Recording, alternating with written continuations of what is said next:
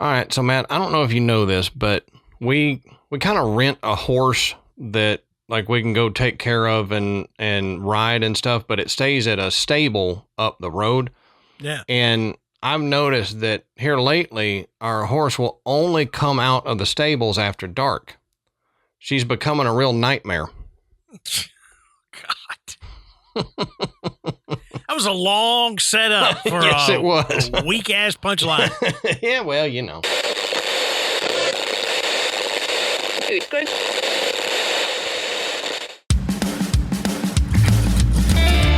Good evening, everybody, and welcome to the Graveyard. Thank you for joining us tonight. My name is Adam. And my name's Matt. Now, pull up a tombstone or settle into your casket and get comfortable because this is Graveyard Tales.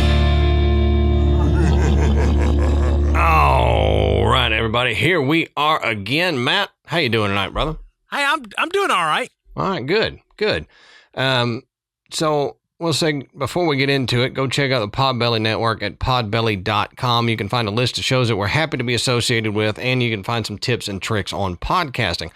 Also, something new. I don't know if y'all see the cowboy hat I'm wearing, and cowboy hat in quotes because it says cowboy hat. It's from, they're not a sponsor of the show, but I just wanted to tell y'all about it. It's from Cowboy Revolution Apparel. And they have some of the most comfortable hats that I've ever put on my head. And as Matt can tell you, I'm kind of a hat snob. I know my hats. And they've got some cool shirts and hoodies and tank tops, stuff for men, women, all that stuff. So if you're interested, go check them out. Look in our show notes, and I'll actually put a link that I've got to their website and then a code that'll get you 15% off. Just helping out the company. They're a great company. But thought I'd tell y'all, and I like my new cowboy hat. So, Oh, yeah. It says cowboy hat. Absolutely. You can't mistake it for being anything but a cowboy hat. That's right. But also, go check out the sponsors of tonight's show. You know, go in our show notes while you're looking at Cowboy Revolution Apparel. Go down there and find one of the sponsors of the show that have sponsored Graveyard Tales. Use our link. Use our code, get you some cool stuff. Matt and I don't do ads for companies that we don't believe in their product. Right. If we tell you guys about them, it's because we like their product and we think that you will too. So we're not going to sell you stuff just to sell you stuff. That's not how Matt and I do. We actually believe in the product. So go check out our sponsors. You will help us out tremendously by going and checking out their website and getting you something. Plus, you can ask some of our listeners that are in the Facebook group. We don't steer you wrong. I've seen comments in our Facebook group about some of our sponsors, and they go, you know what? I tried it. You guys are absolutely right. I love it. Mm-hmm. So we're not lying to you. But also, while you're on the internet checking out our sponsors and all that, go over to patreon.com/Graveyard Tales. Sign up to become a patron. We've got multiple different levels and a buttload of back catalog in there. I mean, we got episodes coming out of every orifice, and it's about anything under the sun. All of our levels get a bonus episode a week. Mm-hmm. Our $5 and $10 get the audio and video versions of that episode. Plus, they get the ad-free audio and video versions of the main episode. Then, our $10 a month, they get all of that. Plus, they get our second show, Side Quest, and that's just a show where Matt and I are basically just being ourselves, and you're getting to hear what it would be like if you were sitting at home with us, having a drink, and just talking trash. Right. Because it's about anything and everything. We'll talk about something that's happened in the news. We'll talk about something that will gross the other one out. We play games. We try to make the other one laugh. Yeah. We have done episodes recently on reviews that people have left of stuff and then talk trash about the people leaving the reviews. It's just fun. And it's something that Matt and I could not do on Graveyard Tales because we do let ourselves go a little bit and cuss more on there than we do on Graveyard Tales. So just be aware of that. But go check it out. Patreon.com/Graveyard Tales. Sign up. Promise that you are going to find something that you're going to like as far as episode topics that we talk about. Oh, and it will keep you busy for hours. And if you know somebody that's a Graveyard Tales fan and they're not a patron, you can gift them a Patreon subscription, which is a great gift. Yeah, what a cool gift for Father's Day, Mother's Day, any day. Yeah, exactly. So, Matt, that's all of the housekeeping. I wanted to show you this. I found something neat. Watch your screen, Matt. Okay. So I found out how to do headlines, and I thought, I'm going to do this and screw with Matt. So if you're not watching the video, you should, but I found a way to put up on the screen where it, under my name, it says Adam, the sexy beast that makes Matt sound good. How the heck? See, I probably can't do this on my. I don't know. We'll figure it out for you, and then you can. Can.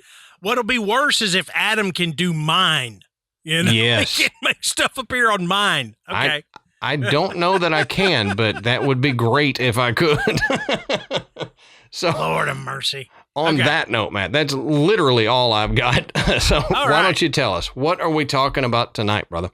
Okay, so the location we're talking about tonight it's been called a hotbed of weird activity. Mm-hmm. Shape-shifting creatures, bizarre geological anomalies, reports of skinwalkers. Yep. And so many UFO sightings that the area has been nicknamed UFO Alley. Filmmaker Trent Harris told the Deseret News, "You can't throw a rock in southern Utah without hitting somebody who's been abducted." Oh, I thought not throw a rock without hitting a UFO. Yeah, well, that'd be about the same. True. Yeah. So tonight, Adam and I are going to take a look at the Uinta Basin. Oh, yeah.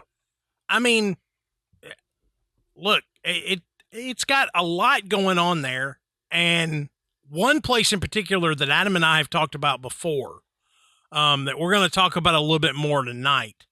And I'm sure all of you have heard of this place by now. Mm-hmm. But it's just a lot of really strange occurrences that just they fall all along the spectrum. Yeah. So there's no way that you can pigeonhole the Uinta Basin into, well, this happens there. Oh, really? Well, so does this. And yeah, so does true. that. And guess what? This happens too. Yeah. So, yep. So, and I would think that with, and to be honest, when we were looking into this, we could talk about all of Utah if we wanted to stay on an extra 2 hours. Valid point. Yeah. I mean, there is so much haunted stuff throughout the state of Utah. It's ridiculous. Yeah. It's kind of creepy, honestly. And I'm not talking about, oh, this is the most haunted bus stop in Salt Lake. No, I mean, it's like this house in some town, some little town, is haunted as hell. And stuff gets thrown out of windows and furniture moves around and it glows at night. But guess what? So does the neighbor's house. Right. Yeah. And there's a skinwalker that lives right between them. Yeah. I mean, he rents the room in the... It's the whole state. So we're going to center on the Uinta Basin tonight, but trust me, we're not cutting you short. Yeah. And we're probably not done with Utah either. No, not by a long shot. So, and this is one of these areas where I know I say this every show. The history really feeds what's going on, but it absolutely does, because the history may be our key to understanding why this stuff goes on. Right. Right. Now, as we always say, go check our sources down at the bottom of the show notes. We got a bunch of sources again this week, just because, like Matt said, there's a little bit of everything that goes on, so we had to source everything. Mm-hmm. And Matt and I have not had the pleasure of going to the Uinta Basin, so we've got to get these stories from people who have and have experienced them firsthand. So bottom of the show notes, you can find our sources. You can keep going. If we didn't cover something that you're like, hey, wait a minute, I thought that... You can keep looking, or just wait, and we'll probably cover it on another episode. Now, the Uinta Basin, it's located in northeastern Utah, and it extends actually slightly into western Colorado. And it's the structural basin within the larger Colorado Plateaus province. The basin itself is bordered by the Wasatch Mountains to the west, the Uinta Mountains to the north, the Tavaputs Plateau to the south, and the Roan Plateau in Colorado to the east. So it's a basin. Now, why is it called the Uinta Basin? Well, because it's a basin. It's got basin. It's got all these mountains and plateaus around it that creates a basin. Now, the Uinta Basin covers approximately 7,500 square miles. So it's not a small thing. It's quite large. And the elevations in the basin, they go from anywhere around 5,000 feet to about 10,000 feet above sea level. So there's a 5,000 foot change in elevation throughout the basin. Now, the northern boundary is formed by the Uinta Mountains, like I said, and they contain Utah's highest peak, Kings Peak, and it sits at 13,528 feet. So the basin itself has several rivers that drain it out, and that includes the Duchesne and the Green Rivers, which are actually tributaries of the Colorado River. And I probably didn't say Duchesne right, but, you know, if you're listening to Graveyard Tales, I thought it was Duquesne. It might be. I have no idea. I don't know. So either the Duquesne or the Duchesne, you can yell at me if you want to, but I mean... Just not real loud. Just not loud. And I know somebody has already typed something up on X that, well, you didn't say it. Yeah, I know. We go through this every episode. I don't say crap right. Come on now. Right. Now, the Uinta Basin is known for what people call rolling sagebrush plains that are surrounded by mountains in every direction. Now, the basin is kind of a semi-arid climate, and the winters in the basin can be brutally cold. They classify them as severe winters.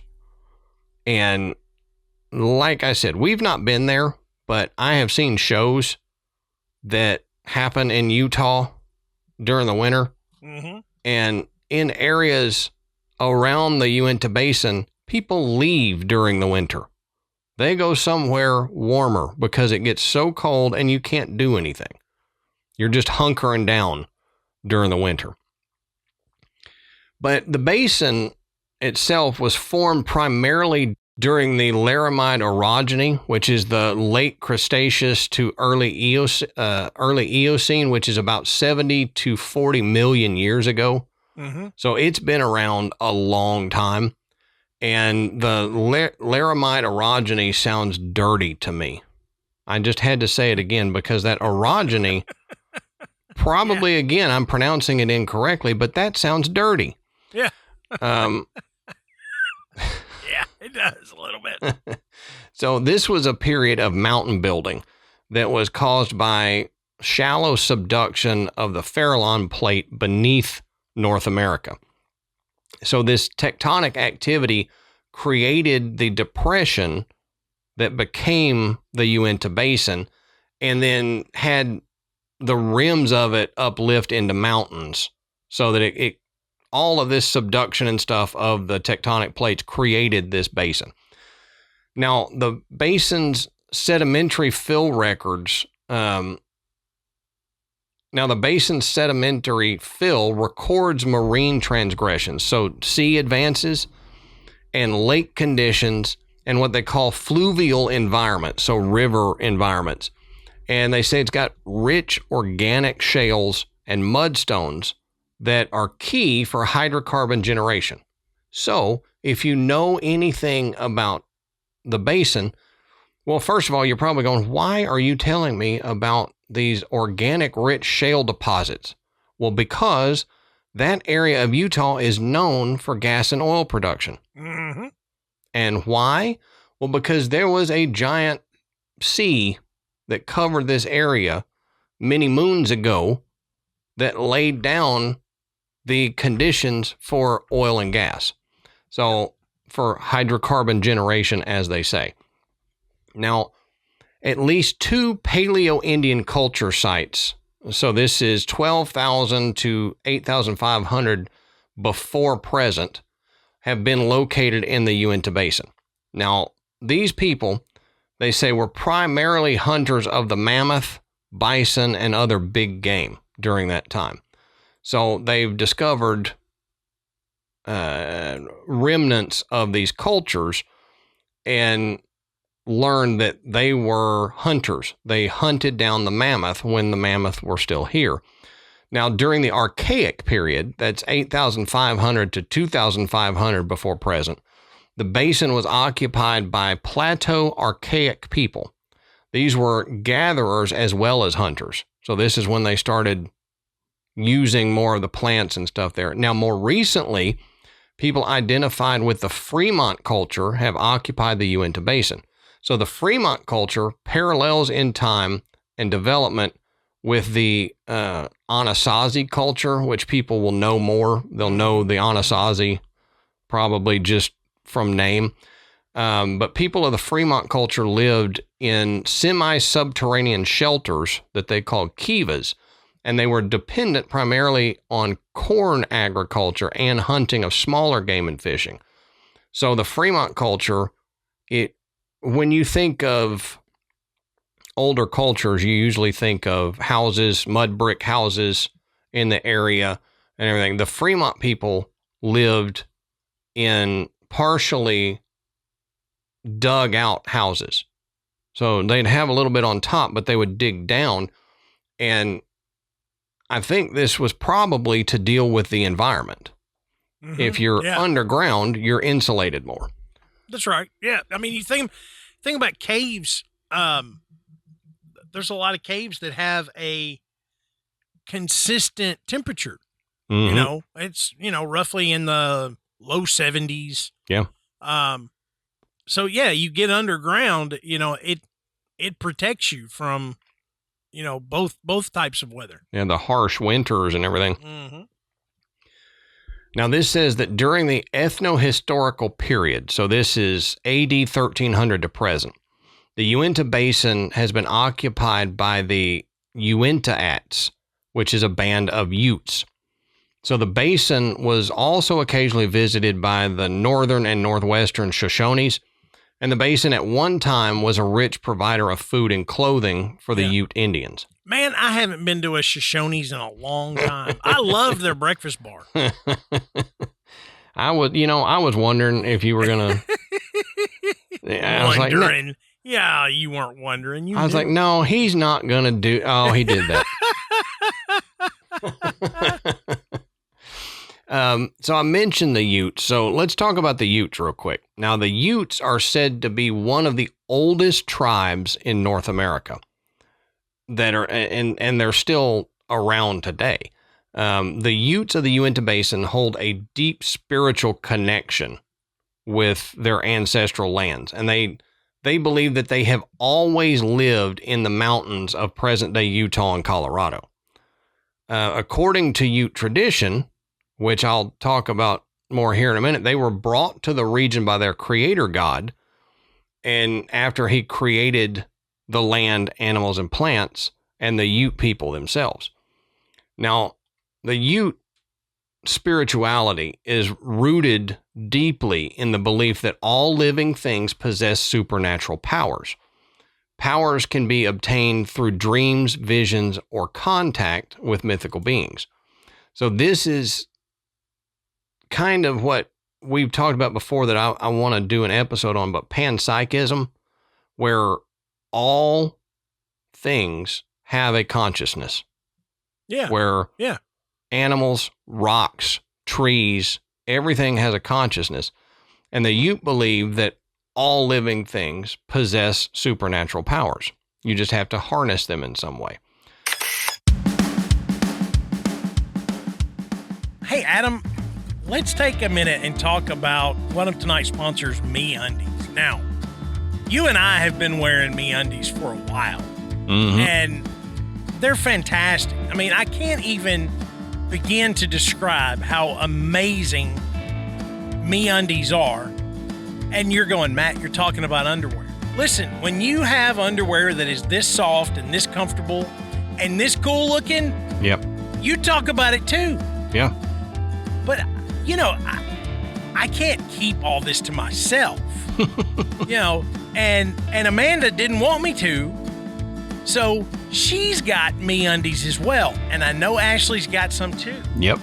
But the undies that she has, she's got the bralettes, and right. She absolutely loves it. In fact, she's at the gym right now, and she was wearing it when she left the house. So I know it's so comfortable. She wants to work out in it. Right. Right. Yeah. So I mean, if ladies, if you want to up your underwear game, you need to go check out MeUndies. That's right. And like you said, Ashley is the same way.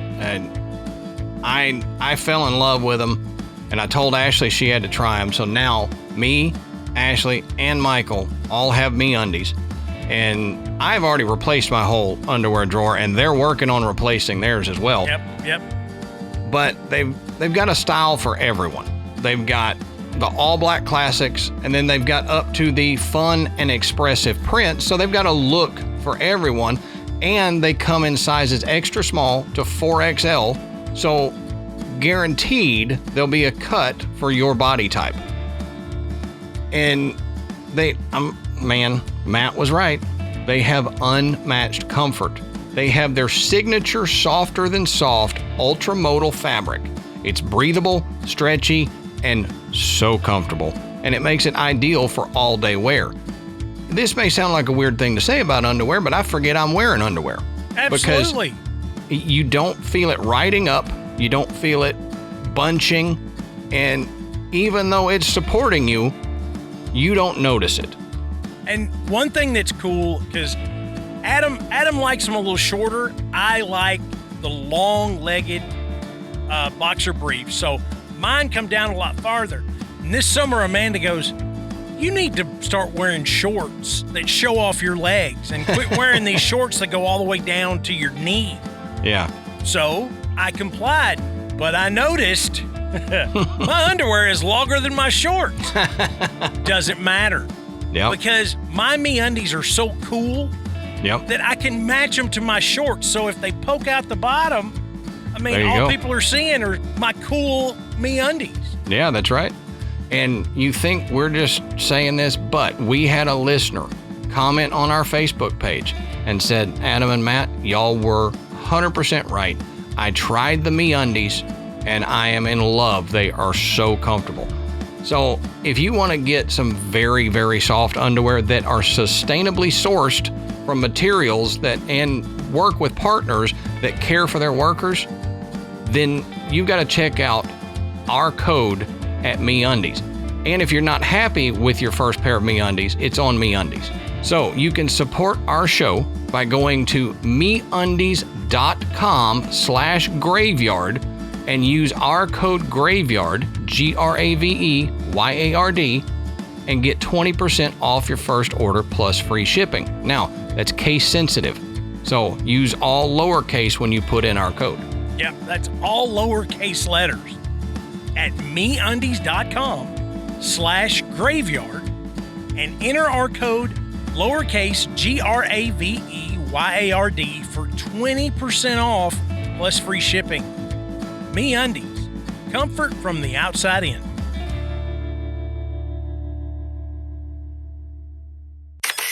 So, since they believe that, let's look at a few animals and the roles that they play in Ute folklore. So they believe that the wolf is the creator figure, a cultural hero, and a symbol of wisdom and balance. The bear is a sacred teacher of the bear dance, and it embodies strength and renewal. And I didn't go into the bear dance in my notes, but the bear dance is what they do in spring when the bears start coming out of their hibernation as kind of a rebirth ritual. I wonder what that looks like. Yeah, I know. I would actually like to see it, because they did say that they mimic some of the moves of the bear.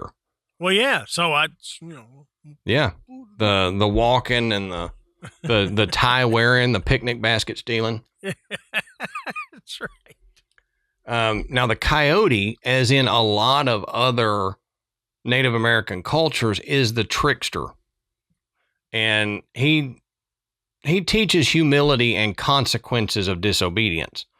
The eagle is a spiritual messenger, linking humans to the divine.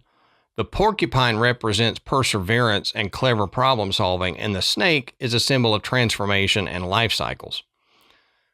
So we know now that the Ute believe they have always lived in the Uinta Basin area. This is where they started, and this is where they still live. So let's look at the legend about the Uinta Basin from the Utes and the creation myth. Now, Sinoff and the magic bag is the tale that we're going to read here.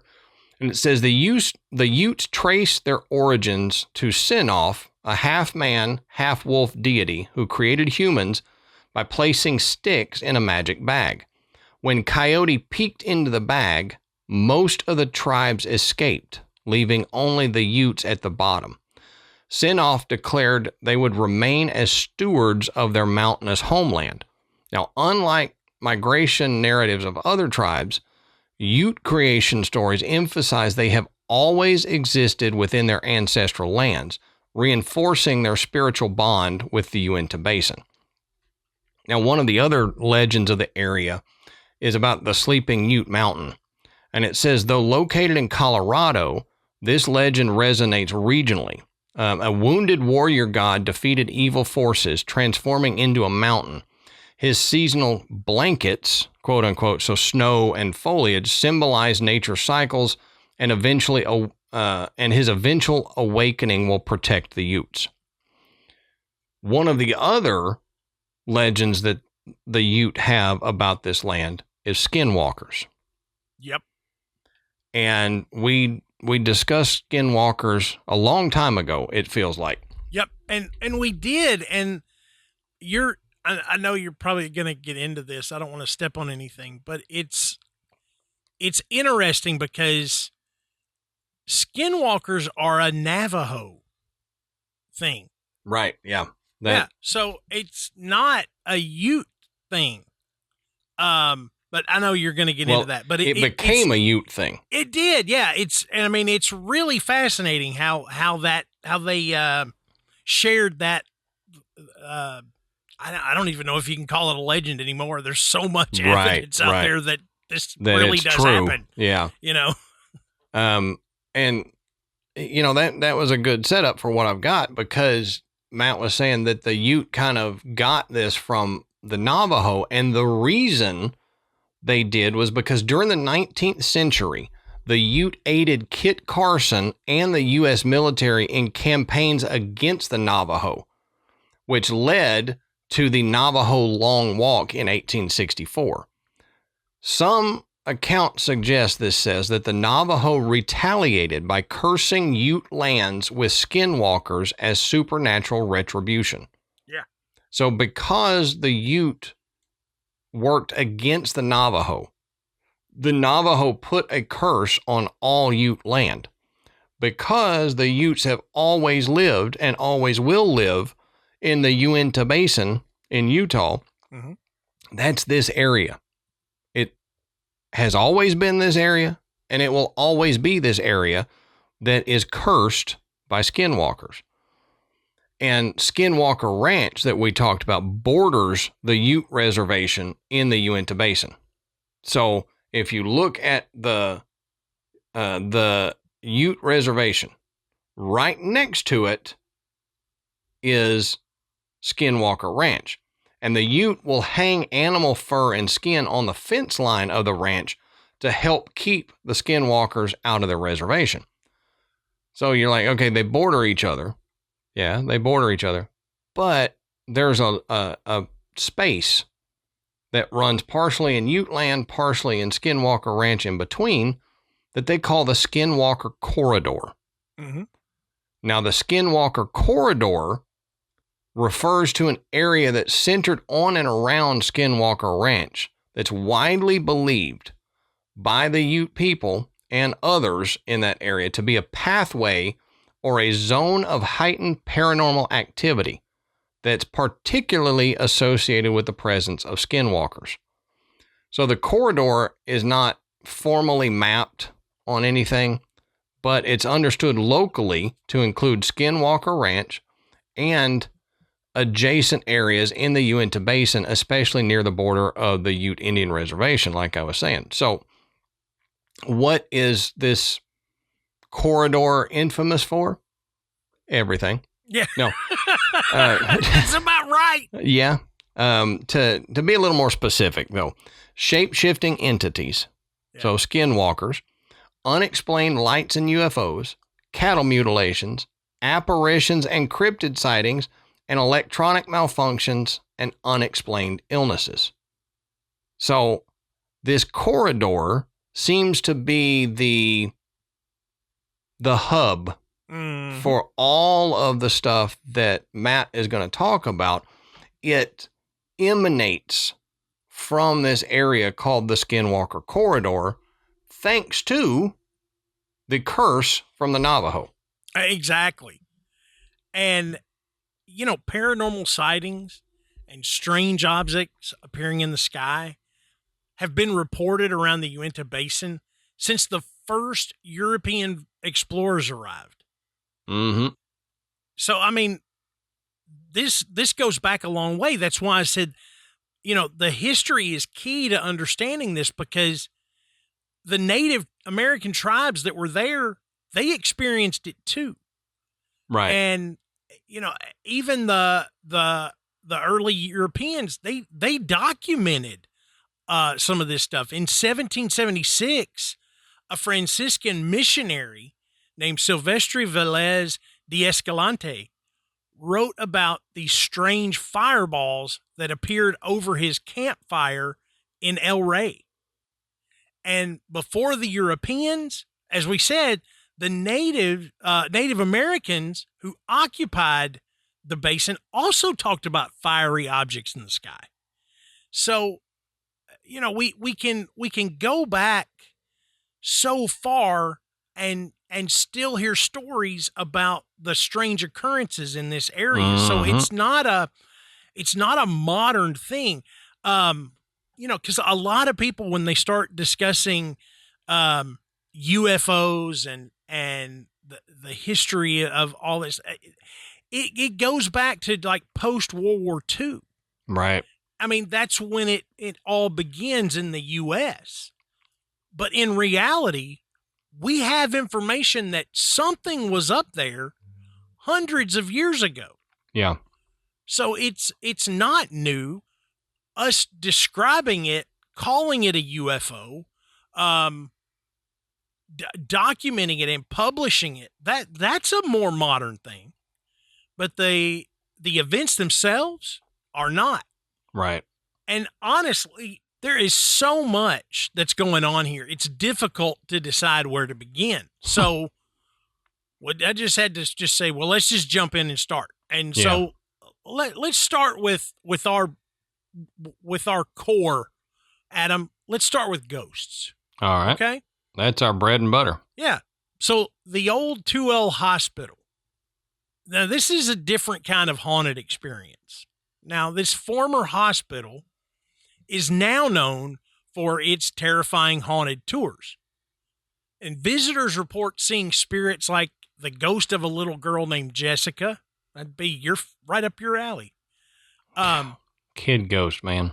It's as if the buildings hold on to the memories of those who once lived and died there, and they really offer that haunting memory of the past history. Now, part of the building operates as a haunted attraction now called Asylum 49. Mm-hmm. But there may be more spirits than just the ones that are paid to be there.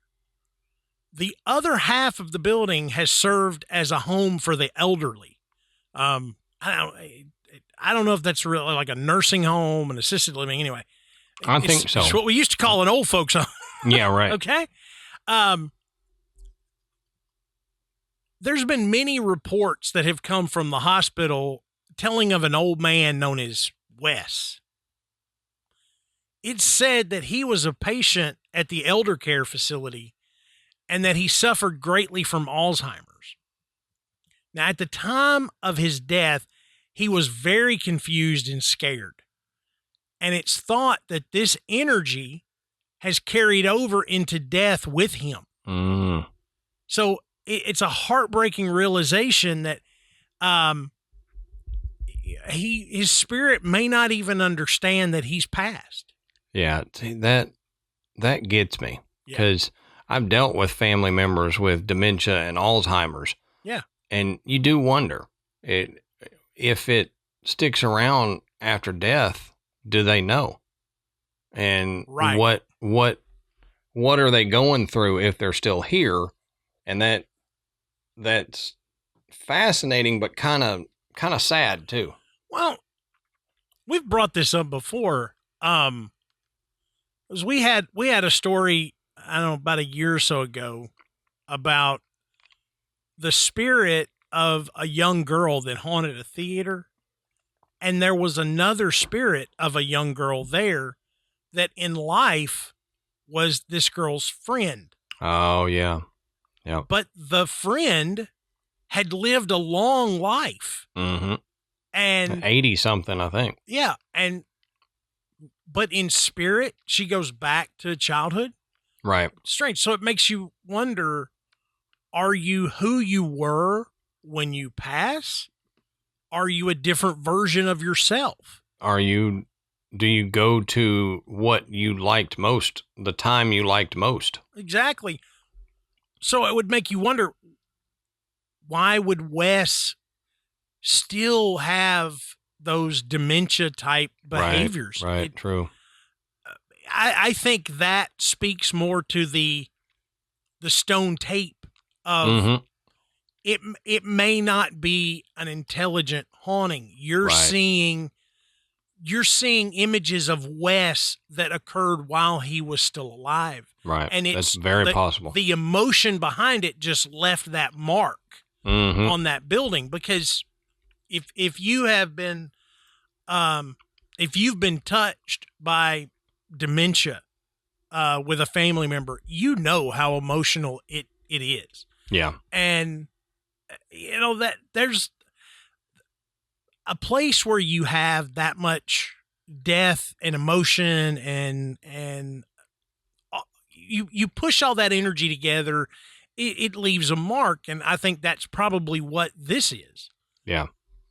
Now, at one point, a medium came to visit the facility thinking she was going to help Wes cross over. This is where it gets creepy, though. She stated that it was almost impossible, as there was an extremely dark entity that was attached to him that was staying very close to his back. Like, there was another entity there that was preventing him from crossing over. That's interesting. So that's not another spirit. That's something else entirely.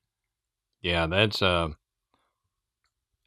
I'm very hesitant to say demonic. Yeah. Because everybody goes, "Oh, that's demonic." So I'm very hesitant to say that, but I don't know. And if you've done any recent reading, watching on mediums and psychics, the demonic thing has become a hot button with this topic. Mm-hmm. That people that have psychic ability. They're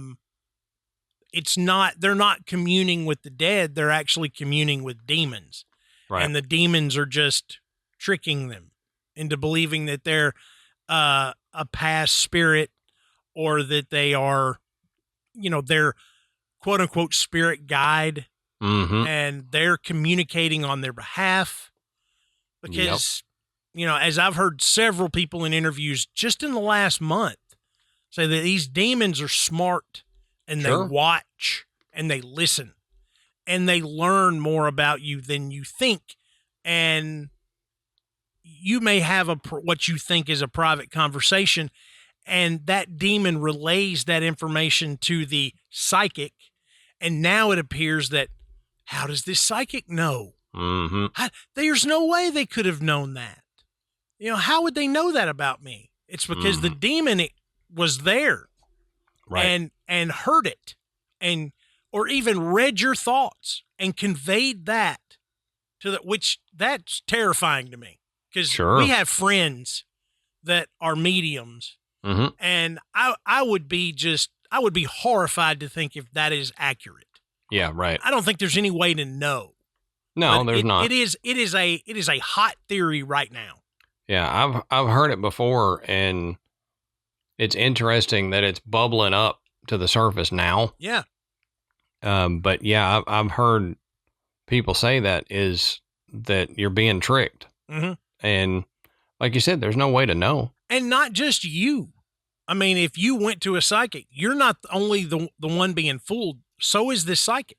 Right. Because you've got this spirit guide that's claiming to be benevolent, which is actually a demon that's just using you for their own purpose, whatever that may be. All right, y'all. So let's take a second and talk about the Crime Salad podcast.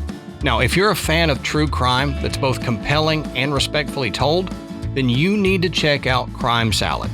Each week, husband and wife duo Ashley and Ricky dive deep into both well-known and lesser-covered cases, and they bring you well-researched, thoughtfully narrated stories, and they're driven by a mission to uncover the truth, amplify victims' voices, and advocate for justice. Ashley and Ricky have been hosts of Crime Salad since 2018. Ashley is the main host, telling the story while Ricky listens and says what we're all thinking. Both driven by a mission to uncover truth, amplify victims' voices, and advocate for justice. And listeners love Crime Salad because of the deep research and the respectful storytelling. They have clear, engaging narration and high-quality audio production. It focuses both on lesser-known cases and the major cases that you've read about. That's right. Listeners have said they handle every case with care and compassion, and that they're always looking forward to new episodes. And a couple of the cases that they've done recently are Justice for Sam Nordquist. That's a story of betrayal, heartbreak, and community demanding justice, or Truth Behind the Headlines, the Natalie Grace case. Then we think you're going to like Crime Salad. Crime Salad is available on Apple Podcast, Spotify, and all major podcast platforms. Go check them out. Now, the building itself once served as Samuel F. Lee's family home. So it's no surprise that people say that Samuel Lee haunts that facility as well. Now, in life, Mr. Lee contributed in many ways to the community, and his son Thomas, who has been estimated to be around 7 years old, is often seen lingering alongside of his father in the hospital. So his son, also in spirit form, is there with him. Yeah. And he says he's a playful spirit, and he enjoys having visitors, and he likes to play pranks on the visitors that come. But it is said that Samuel actually talks to visitors, and he tells them of all the good deeds that he did in life, like he wants some recognition that maybe he didn't get when he was alive. Yeah. But maybe the most interesting of all the hauntings is that of a nurse named Maria. Now, she is believed to guard a portal that has reportedly been seen at the facility. They've seen this portal. That's crazy. The portal is described as being extremely bright and formed as a way to direct the deceased of the building into the afterlife. Well, if there's going to be a portal like that, a nursing home would be the place it would be, right? Yeah. Yep. Yeah. I mean, it's a good place for it. Yeah. People who have passed away at the elder care facility have reported seeing this portal a few days before their deaths. Oh, wow.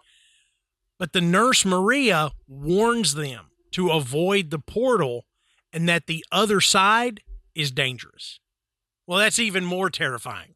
Yeah, you don't want to hear that. Yeah. If you know you're dying, you don't want somebody coming up and go, don't go over there, man. It's like, I don't have a choice. That's it. Yeah. What choice do I have? Yeah. For the last 2 or 3 days of your life, you get to be scared of what's going to happen. Right. No. Exactly. Thanks, Maria.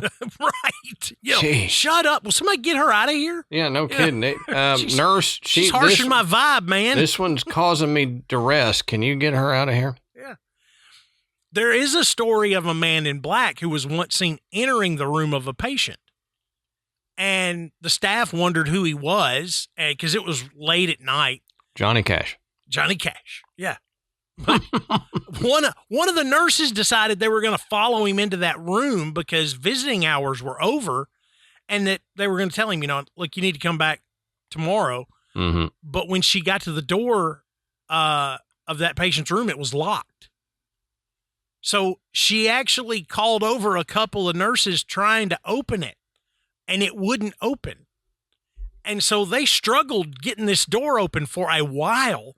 And once they managed to pry it open and they went in the room, the man in black was nowhere to be found and the patient had passed away. So, who was this guy? Right. Right. Was this a Reaper type entity? I think so. Yeah. We're still talking about the same hospital. I know. Okay. And this is only the first in the basin. This is only the first place too. This is a hospital that's in the town of Toole, and it's in the Uinta Basin. Right. And this is all going on in one place. You know what I just thought about is that Nurse Maria is a tool too. Kinda. Quit spooking our people. Right. God. Haven't you heard of rest in peace? Yep. Not rest in holy crap. That's right. Oh, it's going to suck so bad. Yeah, right. There's other entities that are said to haunt the facility, and they have names like Richard, James, Ned, Peter, and the young girl I mentioned before, Jessica. That's a lot of named spirits, man. A lot of people. Yeah. And these spirits like to make themselves known to staff and visitors through disembodied voices, cold touches, and full-on apparitions. Man. Cold touches. Like, how haunted is this place? Right. And then they're going to put a haunted house in it, in the other side of it, which is kind of weird to me, but whatever. It's a big building. The next place we're going to talk about is Moon Lake, which, as much as we have talked about weird lakes, we have not ever talked about Moon Lake. Now, Moon Lake, is in the Uinta Mountains, and it is another area of paranormal sightings. Campers at Moon Lake have reported seeing the ghost of a young girl at the water's edge. Now, she appears in broad daylight, which is odd in and of itself. Yeah. And you might see her while you're walking through the woods around the lake or even sitting on the bank fishing. The little girl will come up to you, crying, sobbing, and asking for help. And she will appear to be around 7 years old and soaking wet, almost as if she had fallen into the lake. If I'm sitting fishing, I don't want this. Right. Right. I'm trying to relax. Right. You know. Why don't you go to one of the drunk boaters and talk to them? Let me sit here in peace and fish.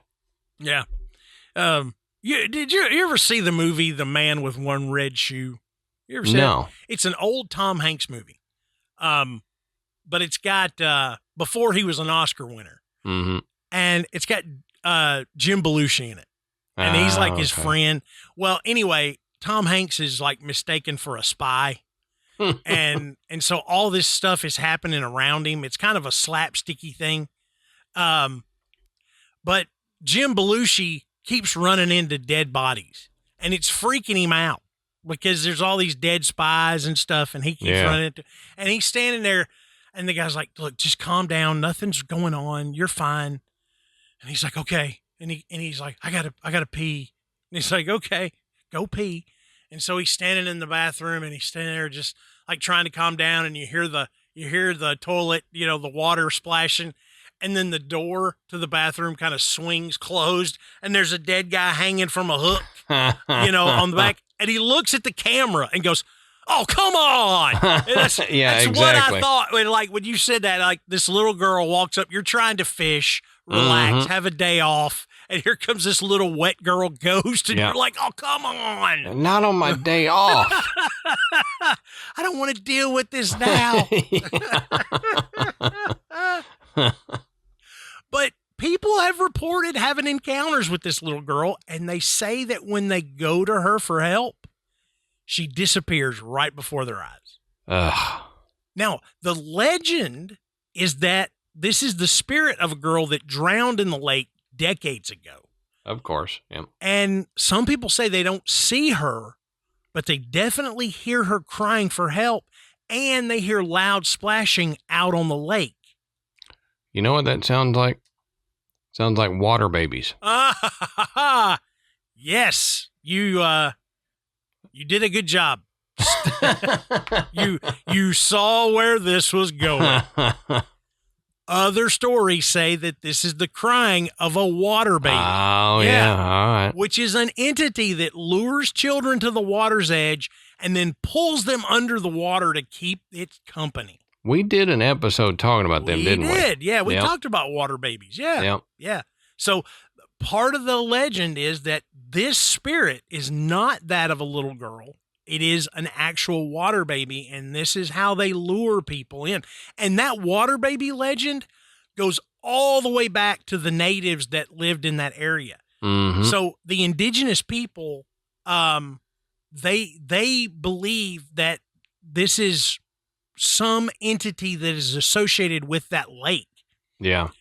They have another creepy legend about Moon Lake.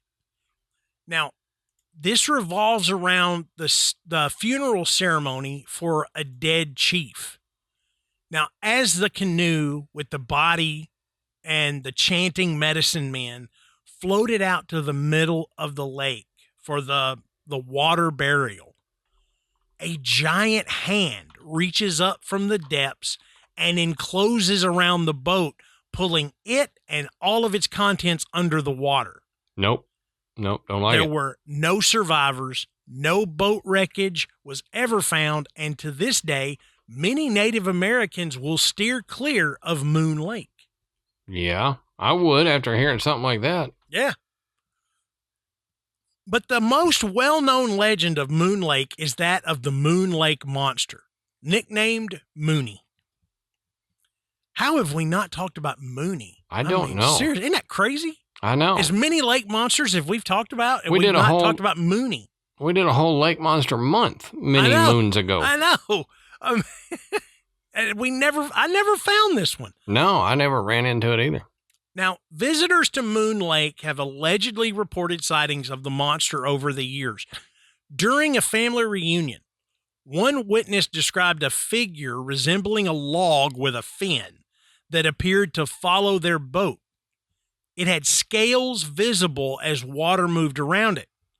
And another account referred to the creature as, quote, black, ugly, and bumpy. That sounds like a monster to me. Yeah, I was gonna say that's not a normal creature description. Exactly. It's not something you typically hear. Well, now Gary Sutherland, who's a former owner of the Moon Lake Resort, claimed that sightings typically occur during calm, windless conditions in the early morning or evening. Witnesses have reported seeing a V-shaped ripple caused by a rounded object just below the surface. Sounds a lot like Nessie sightings. Yeah.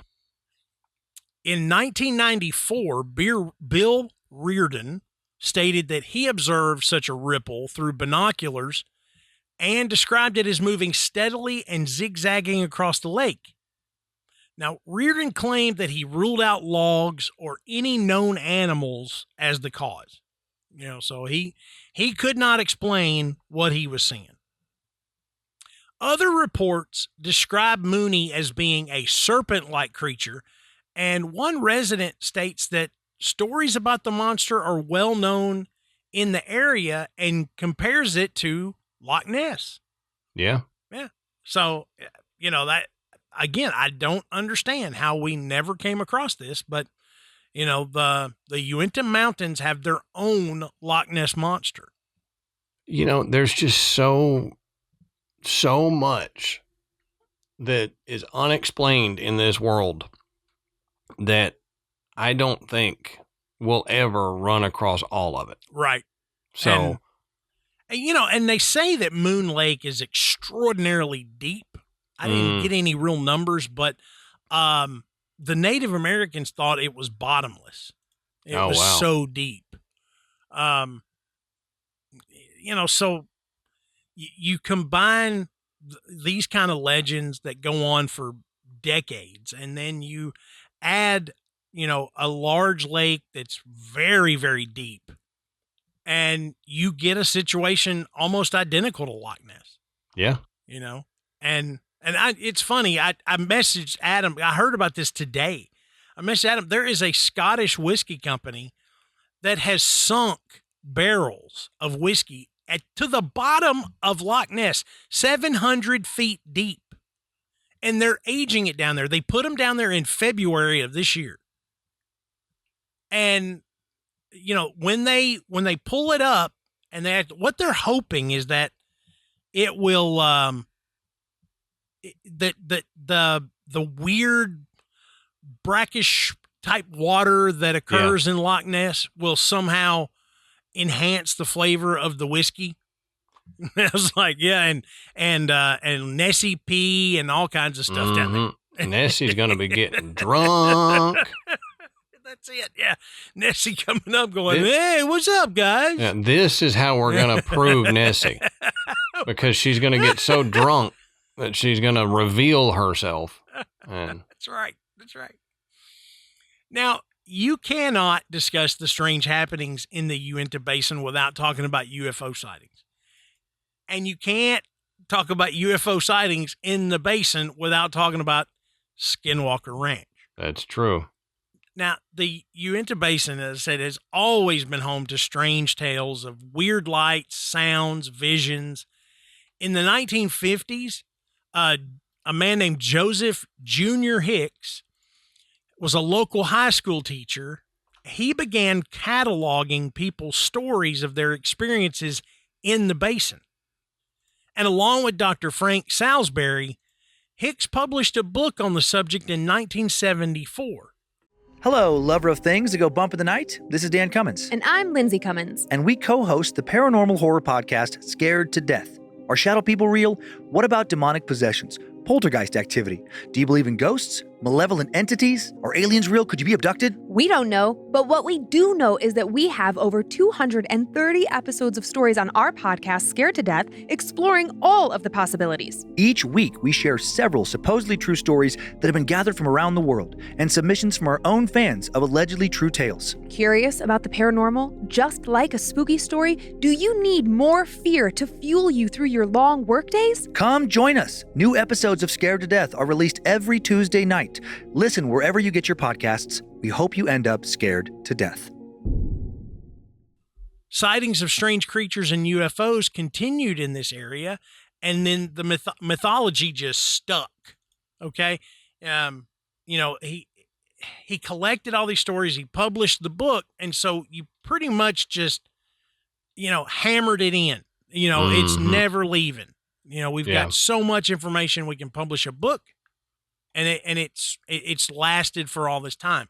No, it's in the zeitgeist. Yeah. Decades later, things really came to a head when ranchers Terry and Gwen Sherman bought this property in 1994. And they documented in the book Hunt for the Skinwalker, the Shermans alleged that their cows were mutilated with surgical precision in broad daylight, and that their family was hunted by strange aerial objects and floating orbs of light. Mm-hmm. They heard disembodied voices. They experienced poltergeist activity. They witnessed horrible monsters emerging from portals. They even claimed that they encountered a wolf that when they shot it several times with a high-powered rifle at point-blank range, it did not die. Yep. It looked at them, flipped them the bird, and laughed. Pretty much. I mean, it didn't faze it. Right. Now, the story of what was going on at Sherman Ranch went public in 1996. And that year, the Shermans sold Skinwalker Ranch to billionaire Robert Bigelow. Now, Bigelow's National Institute for Discovery Science and Bigelow Advanced Aerospace Space Studies, that's almost redundant. Yeah, it really is. It's BASS. They did NIDS. Yeah. So they would have to have an acronym for that one. So you're right, BASS. Yeah. Well, I mean, couldn't they left out the extra space and just been aerospace studies? Yeah, I guess it would have been absolutely BASS. could have, but But Bigelow's group spent more than 20 years studying the strange anomalies that apparently occurred on this property. The thing about it, though, is Bigelow was pretty tight-lipped about all this stuff. They weren't sharing any of their research, any of their discoveries, nothing. They were there. They were private. Nothing was really coming out. A lot of speculation was what was coming out, but Bigelow's group wasn't sharing any of this information. So in 2016, real estate magnate Brandon Fugel bought the ranch from Bigelow, and he continues the research today, much of which is documented in the series The Secret of Skinwalker Ranch. I would love to have him on. Yeah. And talk to him on Brandon, the show. Travis Taylor, any of those guys. Any of them. This is one of those shows. It sucks you in.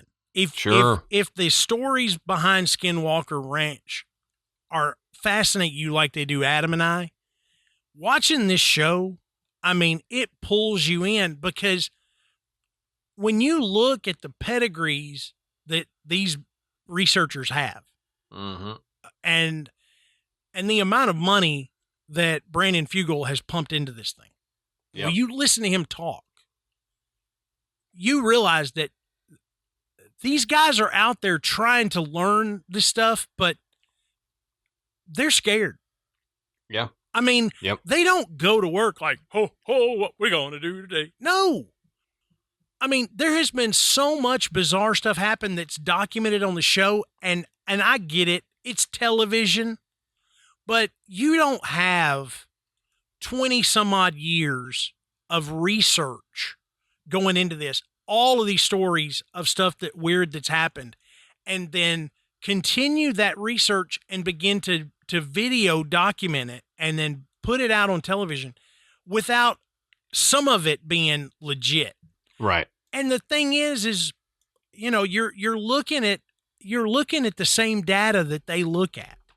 The weather patterns, the electromagnetic fields that are there. Mm-hmm. These weird RF spikes they're out in the middle of nowhere. There are no cell towers out there. Mm-hmm.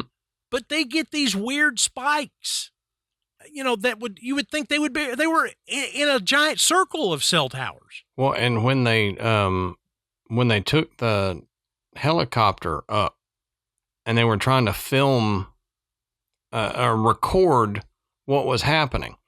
They dropped sensors, and the point was to get the data from the helicopter to the ground because they thought they were dropping it through some vortex or something. Yeah, that weird, like almost like ceiling. Yeah. That electromagnetic ceiling. Yeah. And so they drop it. It goes down. They're watching it, and then it disappears. And the tracking data can't find it. They find it later on the other side of the mesa. Yeah. So, I mean, I know that people are going, yeah, but it's a TV show. They can fake all that. Yeah, they could. But, I mean, I've heard so much about Skinwalker Ranch that I don't think they have to fake stuff. I agree. I mean, of all the shows like this you see, this one seems the most real. Mm-hmm. Now, I realize the way it's produced and presented is going to be the most dramatic way. Yes, of course. But it does not necessarily mean that it's not accurate, that they're not sharing real information. And look, do some research on Brandon Fugel. Mm-hmm.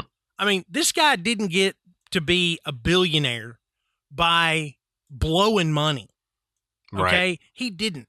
So if 2017, 2018 comes by and nothing's happening and this is all a bunch of baloney, do you think he would still be pumping money into the research of this place? Yeah, exactly. He doesn't. Exactly. He does not present himself as that type of person. He does not present himself as somebody that would be involved in a hoax. And furthermore, the people that he has recruited to come in there and research also Yep. are not. I don't care how Travis much money Taylor. you throw at these guys. They are. I mean, at some point, one of them's going to go, all right, I'm out. I'm not going to be involved in fooling people anymore. He's got a reputation. Travis Taylor has a reputation to uphold as a serious scientist. And if stuff isn't going, I mean, he works with the government. Yeah. You know, so he's not going to blow all that reputation just for a silly show. No. If no there way. wasn't crazy stuff happening. Yeah, no way. Now, for nearly 30 years, reports of otherworldly encounters come out of the ranch, and one in particular occurred on the night of March 12th, 1997. This was after the ranch had been sold by the Shermans. Biochemist Colm Keller was working with Bigelow's National Institute for Discovery Science when he claimed to see a large humanoid creature spying on the research team from a tree. Now, he details his story in Hunt for the Skinwalker, which is a great book. You know, you need to check it out. If you like this, you'll love this book. The creature was approximately 50 yards away, and he was watching the team from the safety of a tree perch about 20 feet off the ground. So Keller says the large creature lay motionless almost casually in the tree. The only indication of the beast's presence was the penetrating yellow light of the unblinking eyes as they stared fixedly back into the light. Now that's a quote from Colm Keller. So what did Keller do? Well, he shot at it. Yeah, well, there you go. He took a rifle and he fired at the creature and it disappeared. He said, it was then that I saw it, a single obvious oval track about 6 inches in diameter embedded deeply in a patch of snow. It looked unusual, a single large print in the snow with 2 sharp claws protruding from the rear of the mark going a couple inches deeper. It almost looked like a bird of prey, maybe like a raptor print, but huge, and from the depth of the print, from a very heavy creature. So not only did they witness this, they actually saw physical evidence of its presence. Yeah. Now, repeated sightings of human-like creatures have led some to use the name Skinwalker, which is, like we said, a shape-shifting character from the Navajo tribal folklore. And among the Navajo, skinwalkers are like werewolves. evil witches who can transform themselves into creatures of their choosing. And, jump on YouTube and look up Skinwalkers. Yeah, okay? right. You're going to see actual footage of people with their dogs. They're like, this is not my dog. Yeah. My dog is over there. And you see this scared looking dog, and here's an identical dog acting weird, Yep. in somebody's house. There are tons of those. I know. Tons. It is terrifying. Yeah. Terrifying. Like we said, look, there has been so much collected and talked about with Skinwalkers. It's hard to say that it is a Navajo legend anymore. Yep. That there is a possibility that there are people that figured out how to do this. Mm-hmm. Now, as far as the UFO sightings go, they range from everything from strange lights in the sky to reports of seeing actual crafts hovering in the sky right above the ranch. The Shermans specifically reported clearly seeing several types of UFOs. Small, boxy ones, big 40-foot UFOs, and huge crafts that were bigger than football fields. And if you recall, was it Stardust Ranch? Yep. They described one of these gigantic football field sized ships as well. That's just terrifying. And I know I've said that a few times, but Yeah. It's true. But if you look, a lot of the witnesses from the Phoenix Lights say similar things, that these craft that they were able to make out were enormous. Mhm. And that's the descriptor, about the size of a football field, 100 yards long. Yeah, mothership type Yeah. things. Now, they claimed, the Shermans this is, one of the crafts emerged from a glowing orange orb that looked like a doorway or a portal, and some of them emitted red light. Gwen Sherman claimed that a flying light followed her all the way home once. Now, other strange sightings have occurred directly next door at Bottle Hollow, which is a 420-acre man-made reservoir on Ute land abutting the ranch, which was filled with fresh water in 1970 by a federal mandate. In 1998, a police officer saw a large light plunge into the reservoir and then reemerge and then fly off into the night sky. I mean, that's like what we saw the Tic Tac thing do. Yeah. Yep. One night in 2002, 4 young men standing on the reservoir shoreline saw a blue-white ball enter the artificial lake. Okay. We've heard a lot come out lately of these balls of light, like different UFO sightings as just balls of light. Yeah. And I wonder if that's a drone type thing, like reconnaissance drone. Yeah. You know what I think is funny about the balls of light? You remember back when ball lightning was like, it's probably not real. Oh, yeah. And now they talk about ball lightning on the Weather Channel like it's just, Yeah. this is ball lightning. We did a Patreon on it. Yeah. And when we did a Patreon, a lot of people were like, all the scientists were like, no, there's no way that a ball of plasma could exist like that, whatever. And you and I both said, no, I think it could. Mm-hmm. We believe that it could. And now, yeah, they're going, oh, well, yeah, I mean, it's probably true. Well, and I think we don't have a better explanation other than, extraterrestrial craft that are these balls of light. So now ball lightning looks really good. Mm-hmm. At least we can say that it's a natural phenomenon. Mm-hmm. Okay. Because Can we be sure as hell explained. can't say it's aliens. Right. So, okay, yeah, ball lightning's real. It's like 20 years ago, you thought it was a myth. Mm-hmm. But now that people have actually seen these weird balls of light flying around, it's real now because, God forbid, we say it's alien. UFO, yeah, right. Yeah. According to the hunt for the Skinwalker, the glowing ball that these 4 men saw, dove into the water just a few feet from the shore, and then emerged seconds later in a new form. It was a shimmering, maneuverable, belt-shaped shaft of light. They said after performing a brief, writhing aerial dance, the belt of light zipped away at a high rate of speed, hugging the ground before disappearing below the top of Skinwalker Ridge. What would the belt be? Yeah, I don't know. Something different, you know, that it changed shape because it had something else it had to do. Right, yeah. Continued cattle mutilations are common too, and some neighbors have reported seeing cows that appear to have been struck by lightning with no sign of scorched earth to be found. That's the thing. If a cow happened to get struck by lightning, there would be evidence all around that cow. Yeah. I mean, yeah. it's not just going to hit the cow and nothing else. It's going to go right through it into the ground. You're going to see evidence that lightning struck the ground.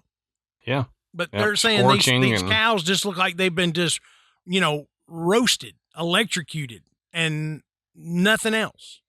Huh.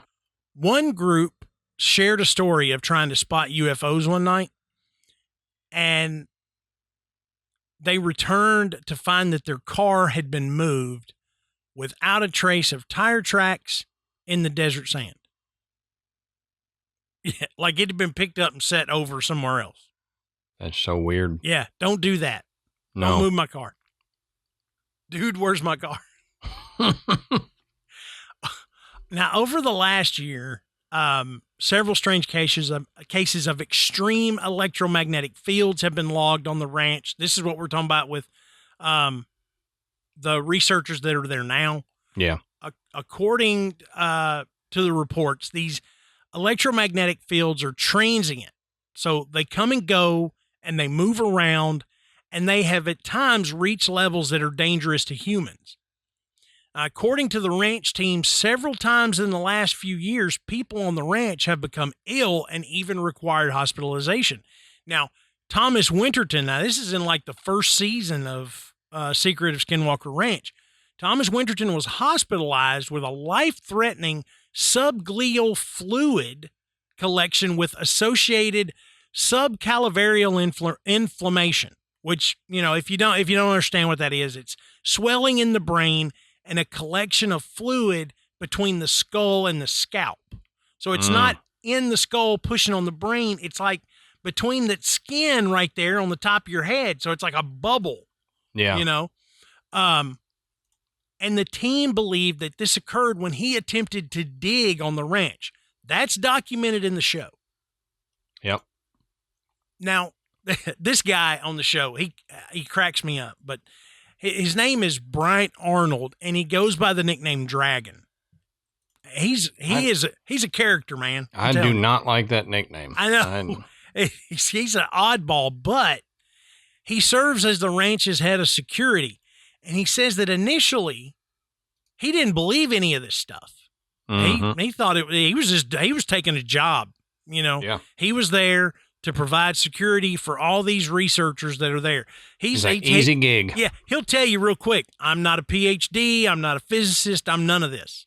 He's like, I'm a security expert, and that's what I'm here to do. But he's had a few personal experiences that may have changed his mind. Arnold says on one night, he was in one of the bedrooms in the ranch house. He's like, I'm lying down trying to get to sleep. And then all of a sudden, bam, something slams into my bed. He said, it's like when your kids jump into bed with you or someone big-kneed the bed, He said, I sit up and turn on the lights and nothing's there. That would be, man. That'll make you wet the bed. Yeah. I wouldn't sleep the rest of the night. Ain't happening. I'm not sleeping there, that's for sure. Right. He also recalls that when they first started filming for The Secret of Skinwalker Ranch, he says, quote, we all saw it. We were looking at the west field, and there it was. I thought it was a drone for a second because I try to rationalize everything. It was just hovering there. And he says, while he's telling the story, he says, I don't think I can talk about this. It sounds insane. And all the sensors we had were going crazy. They never did figure out what it was, but they all saw something. Now, Thomas Winterton, who we mentioned before, he's had multiple experiences outside of just his mysterious illness. Mm-hmm. He recalls a time in 2016 where he's going up to one of the old homesteads to investigate a disturbance. Like early on, there were some caretakers that lived there. It was an older couple, and Bigelow let them live there. So when Fugel took over, they were still there, Mm-hmm. and they hung out. They called in and said that it sounded like somebody. Thomas Winterton says that there was a basketball that used to sit out on their porch, like an old basketball. And he said it sounded like somebody was picking up that basketball and throwing it off of the side of the house, like boom, boom, boom, boom. That's boom. weird. And so they called him. And so he's driving up there to see what the heck's going on, thinking that, okay, some kids have got out here. But he goes up to the old buildings and he says he hears an audible voice say, stop, turn around. He said that completely freaked him out. Yeah. So, but when it happened, he said he finally was able to just rationalize it, and he chalked it up to his mind just playing tricks on him. He was scared, he was nervous, and he heard that, and it kind of made him freak out. But it happened again 6 months later. And he says, another time after that, it happened again while downloading backups of video in the command center. He and his wife, Melissa, reported a strange noise in one of the back bedrooms. So they went back there and investigated, but they didn't find anything. So when they returned to the computers, they heard the voice again. He said, as audible as if someone was standing right between us. Leave now, the voice said. And Thomas and Melissa stared at one another like, what the heck was that? And What then do we do? And then they heard it again, and it said, you need to leave now. And they said, so they didn't even hesitate. They bolted and went out to their truck. And that's when the cell phone batteries drained. They couldn't get in touch with anybody, Imagine you're freaking out. Now, these are just some of the stories that have happened on Skinwalker Ranch. And some of these, you can go back and you can see them. They'll talk about them on the show. Some of these are not from the show. Some of these are just documented from interviews and whatnot. But you got to understand, this is a large portion of the Uinta Basin. And it seems to be the core of whatever is going on. And it just leaches out, throughout that whole region, into the little towns and counties that surround that area. And they're trying, but nobody really understands why. But one thing we do know is that this is not new. This kind of stuff has been there for a long time. We're just now at a point where we can investigate it scientifically and try to figure out what's going on. Yeah. And with all the scientists, with all the brilliant minds that have spent time in the basin and at Skinwalker Ranch, they look at data that just absolutely boggles the mind. They cannot come up with an explanation as to what in the world is going on. And the experiences keep occurring, and people keep reporting UFOs and skinwalkers and weird creatures, shapeshifters, hauntings, all of that. It's all going on out there. Yep. So, in one of the episodes of the show, Travis Taylor says it. He says, based on all of this information, what does this look like? All of this data, what does it look like? Wormhole. Mm-hmm. He said, theoretically, this is what the data would look like if there was a wormhole right here above this ranch. And if it is, it's a super highway for all of this other stuff to come in and out. Yep. And that made me think of, they have apparently had government helicopters fly over a few times, checking out what they're doing. Yeah. So if it is a wormhole and the government has wind of it, of course, they're going to want to investigate themselves, because why not take advantage of it if there's some way to take advantage of it? And, a lot of what Bigelow did was funded by the government. Yeah. Yep. So they are extraordinarily interested, but I don't think they know either. No. If they knew, they wouldn't have. It'd be like Area 51. It'd be shut down. There'd be nobody there. If they were there, they wouldn't be allowed to talk about it. They sure as hell wouldn't have a TV show. Yeah, they wouldn't let Fugel own it if they knew what it was. They would own it. Yeah. So, who knows? They may figure out what's going on and we may not ever hear it. Mm-hmm.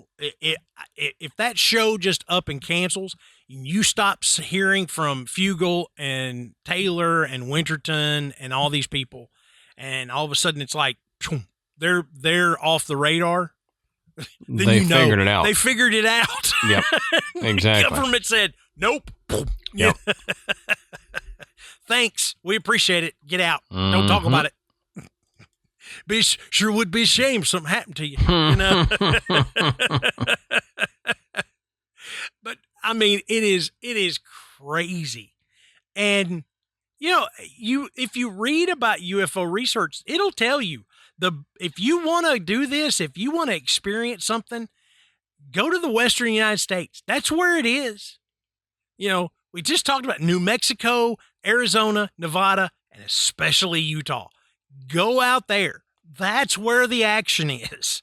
Our friend Derek Hayes goes out there and he's like, we're out in the California desert and all this crazy stuff's happening. We're seeing black helicopters following us and all this stuff. Yeah. It's all out there.